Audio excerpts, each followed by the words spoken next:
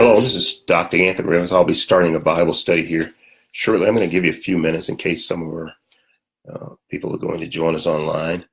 But we'll start here in about 2 minutes. We'll start the actual teaching.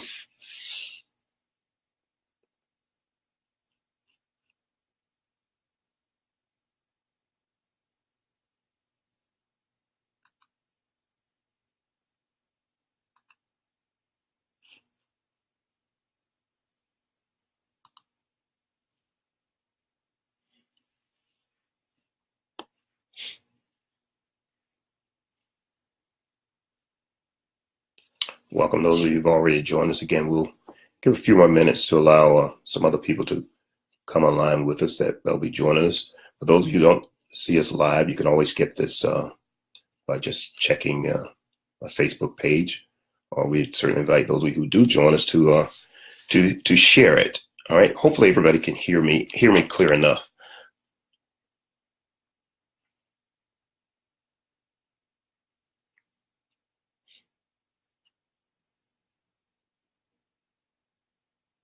Thank you.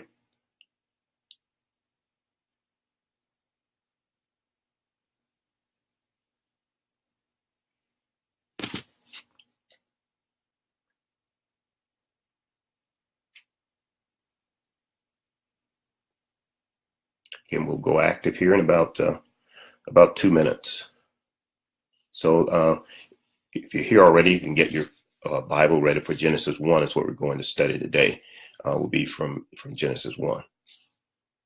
Your notepads or what have you. Thank you.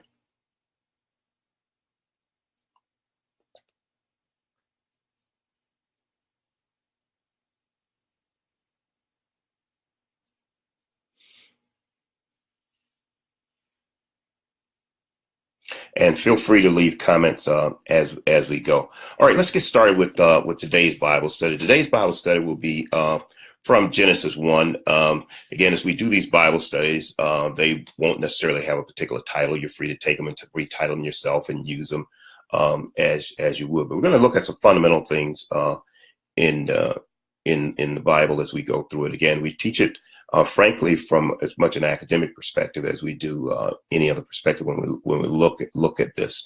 I assure you that I won't use any terms or terminology that you don't understand or that are common to most of us who do Bible study. And if you're not a Bible study student, you'll actually understand it as well. So don't fear about the language. There won't be any special languages or anything.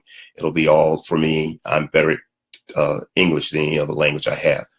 Okay, so let's get going with it. Let's just start here, first of all, by reading, and you'll see me occasionally I'll look away, and that's because I'm probably looking at my screen here, the other screen, to read the scripture.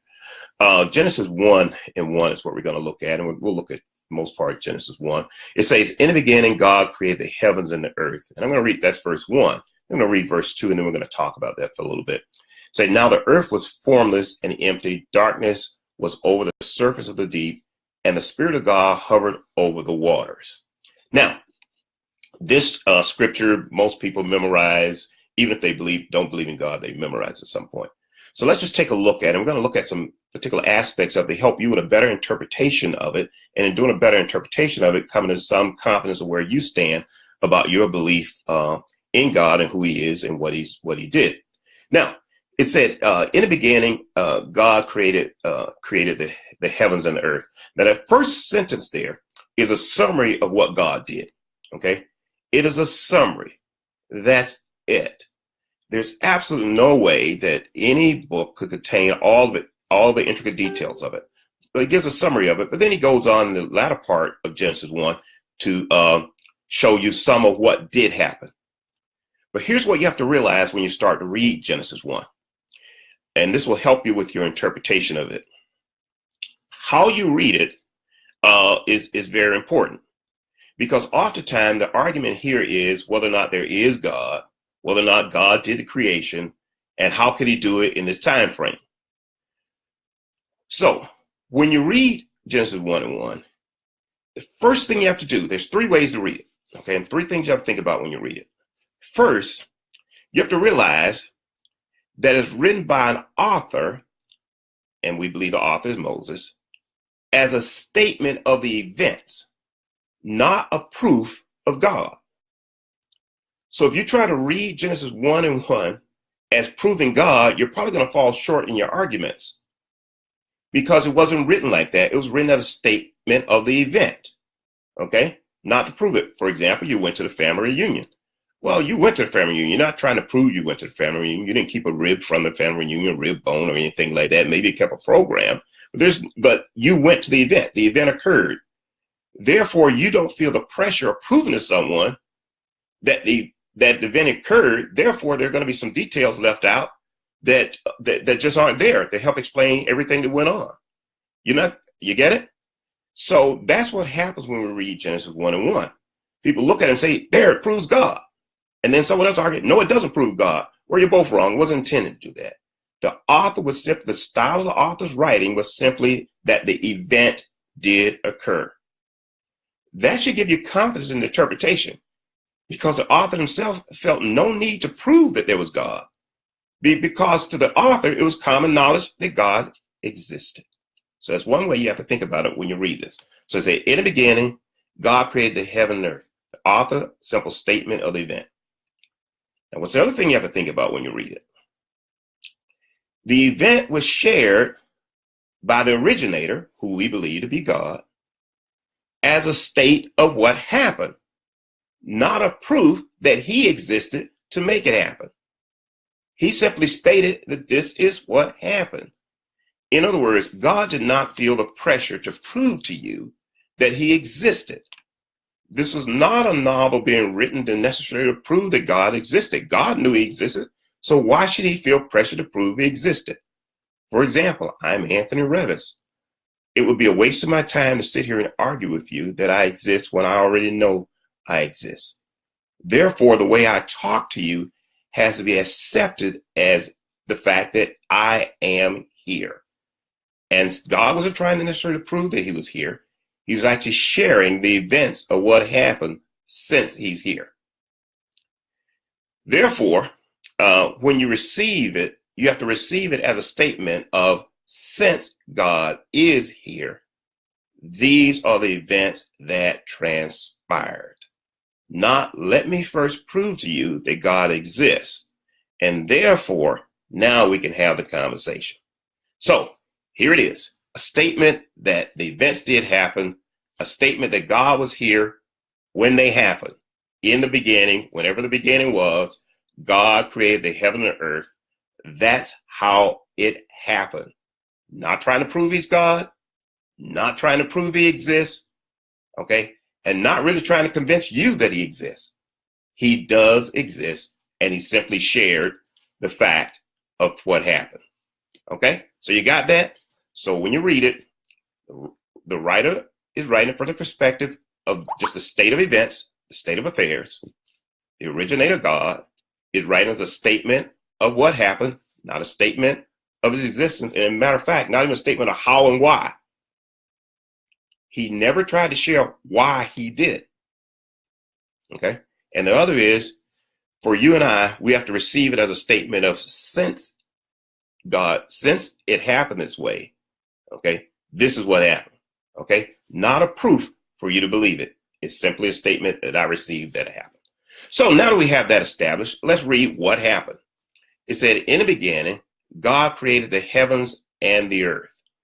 Now, the heavens and the earth are the physical components, the physical things that we now see. Those are the heavens and the earth that Genesis 1 is talking about. It's talking about, if you can see it, that's the heavens and the earth. Look up in the sky, heavens and the earth. You look across the fields, that's the heaven and the earth. This is a statement of physically the domain in which man can possess, because man is a physical being. If you can see it, that's what it's talking about. Okay, you got it? Now, you might have to take the Hubble telescope to see it. Okay, but you can still see it. Okay, you might have to get on a plane and travel across the ocean to see it. But if it's possible to be seen, that's the creation that this Bible is talking about. It was a statement of how man and the physical being came into existence. In my imagination, I can imagine Moses and others sitting around wondering how it happened and wondering where it come from. And they asked God, and he said, well, this is what happened. It's like asking your grandma a question, and she simply states it to you, not trying to overprove herself, because she knows it exists. So we have this existence of a physical being that came from creation, that came from God, who was not trying to prove his existence. He simply existed. So in the beginning, God created the heavens and earth that we now get to enjoy. And you ask yourself, what do we get to enjoy? Well, this brings around to the rest of Genesis 1 and 1, where we have these days. And we're going to talk about that. We have day 1 through day 7. Day 6, 1 through 6, are physical things that come into being. And 7 is the rest day. Now, when we look at these days, next point I'm about to make is very important when you do your Bible study. We like to look at the days, and we like to consider it to be 24-hour days, and you could be exactly right. However, there are other ways that we like for you to take a look at considering it. I'll tell you why. And again, I'm not going to try to convince you which you want to hold on to. But there are at least 3 ways to consider these days. And I want to share those 3 ways with you, and then I'll tell you why I'm doing it this way. One way to consider this is period that day 1, day 2, day 3, 4, 5, 6 represent periods of God's handiwork. Okay? So day 1 is that period of God's handiwork, which may not ideally correspond to our 24-hour day. Okay? And if that's the case, that's perfectly fine with me. Doesn't alarm me at all. The other is to look at it as a physical 24-hour day period. Don't go beyond that, and that's it, and then he did it within 24 hours. I'm absolutely comfortable with that perspective as well. Okay? The other is to look at it as periods in which the events of day 1 were shared with Moses, which could have been 24 hours, by which the interpretation by which we now have it allows us to view it as that 24-hour period. You get it? So these are 3 ways to look at it.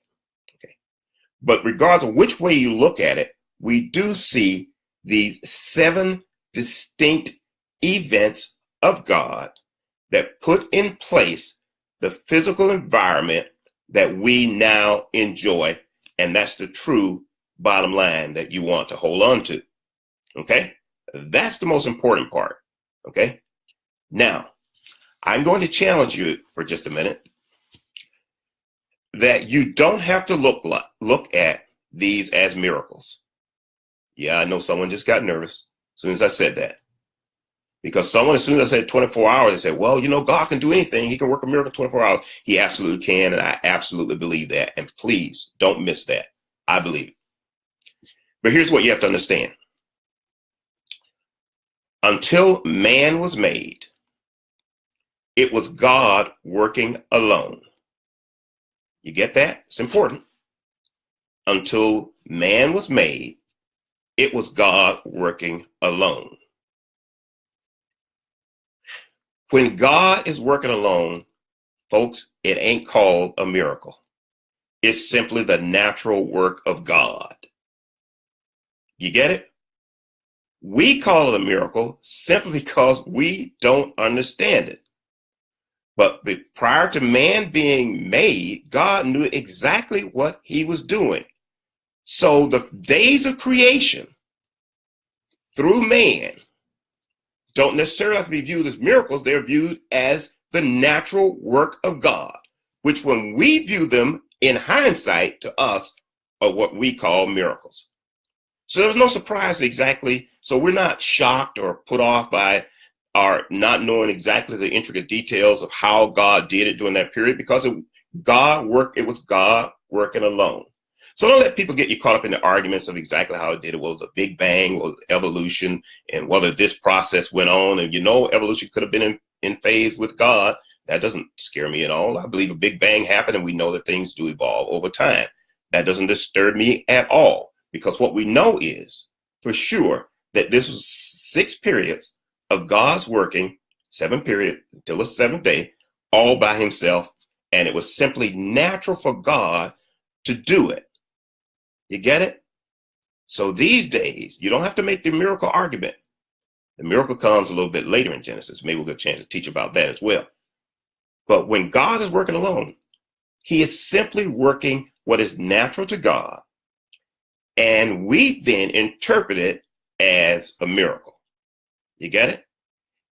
And so when God works with us, he often uses the language that we're accustomed to help us to comprehend something which is absolutely natural to him. So let's look at this again. So Genesis 1:1. In the beginning, God created the heavens and the earth. Now the earth was formless, it was dark, and the Spirit of God moved upon the earth. This is all natural to God. All natural to God. And it said the Spirit of God moved upon the waters. Well, let me let you know something. Every time God moves, it's by Spirit. So God's Spirit moving on the waters doesn't shock me at all. That's what God does. Why am I saying all this? There are things we have to now learn to recognize as natural to God. And therefore, when we see God working in our lives, we start accepting that that's naturally God working in my life. So I'm less shocked when God does things in my life. I'm less shocked when God delivers me from things. I'm less shocked when I get through things that only God could have brought me through, because that is the natural working of God. That's how he works. He works through his Spirit on our behalf, okay, to bring us into states and positions that we otherwise couldn't have gotten. We call it a miracle. God said, that's me being me. So what was God doing when he was being him? It's the first day, God created light and darkness. First period of God's working was light and darkness. Second day, second period of God's working, second day of communicating with Moses, there was sky and water.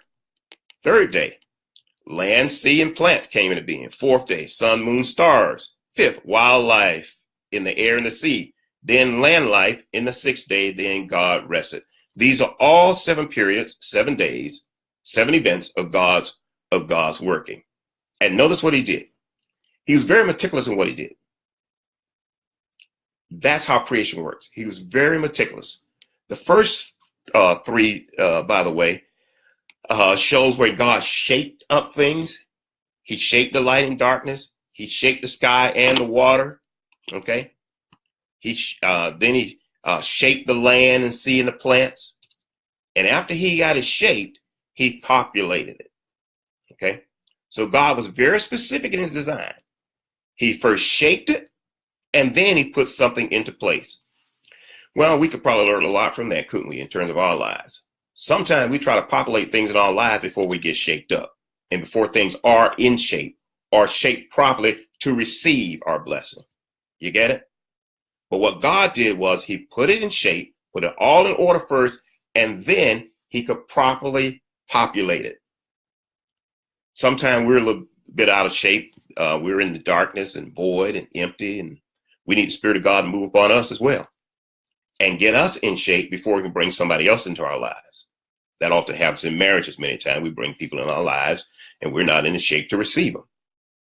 But God didn't do it that way. He specifically designed it to have it in shape so that we could be received. Okay? It's a little bit like one of the most interesting things to do is go to a wedding. Man, do they spend a lot of time putting that facility together, don't they? Get everything. The flowers are turned just right. The labels are turned. Everything is so perfect. And they get it all set up. And here comes the bride and groom. And it looks beautiful, doesn't it? We would do well to learn the same thing. So what have we learned so far? We learned that when we read this, we want to read it from the perspective of the author and not trying to prove God, but simply acknowledging that God exists. You want to notice again that God himself didn't try to prove it. Therefore, why should you spend the rest of your life trying to prove God? Just simply accept the fact he is here, and we acknowledge that he is here. Yes, you want to share it, but it's difficult to prove something when God himself didn't try to prove it. He simply is God. The other thing you learn is that we have these periods of God working days, 7 of them. In the first period of God's working, we see one event, second, third, fourth, fifth through 7th. We see uniquenesses, unique designs. And that, for me, is one of the greatest areas of evidence that God does exist, because everything here was so meticulously done.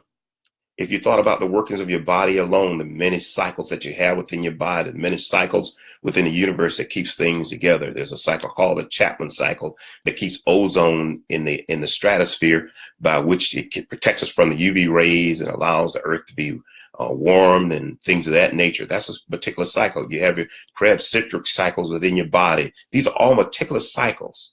Now, why do I point that out? No one would get on an airplane if they thought the engineer didn't know what they were doing.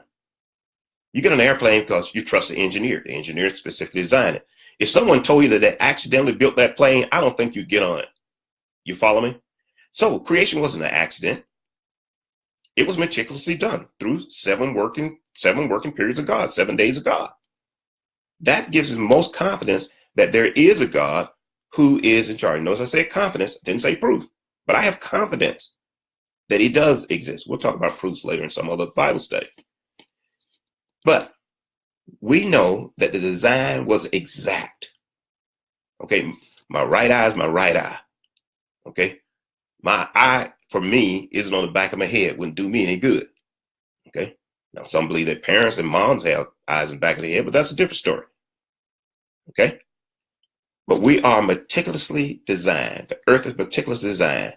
Therefore, most logical people would assume that there was a great architect putting it together. I'm a chemist by training, and we don't trust accidents. We design it. Engineers design it. If you can't articulate the design, engineers and chemists won't talk to you. I'm glad that doctors are meticulous in the operating room. So is God in his operating room. Not trying to prove that he's God. He simply is God. Okay? So there we have it. A little bit of better understanding about Genesis 1 and 1. So it brings around the man being created, his crown jewel, man and woman being created, and God planted them in what he had prepared for them. And this is why he could say it is good, because it was good, because it was all set in the proper order. And then he put them together there. And from it all, we learn that Genesis 1 and 1 occurred as an act of God. We accept and believe that God does exist by the design. And we recognize that he has aligned our spirits to work within this physical. Just as his spirit moved upon what he had physically created to give life to it, our spirit must move upon what is physical in our environment to give life to it. Recognizing and realizing that we don't have to prove God's existence. We simply have to go ahead and live that he exists, that he is the creator, and that he has blessed us with this wonderful opportunity we call life, and that we're determined to live it the best we can. God bless you. Glad you had an opportunity to share with us today Genesis 1 and 1. We'll be doing Bible studies periodically, and we'll try to notify you when that is the case. Be sure you invite some friends and let them know that we're doing these studies. And again, the studies that we do are fairly academic. They don't have to be extreme Bible scholars to understand it. We won't be using any terminology again that they don't understand. God bless you. My name's Dr. Anthony Revis. See you the next time we're here.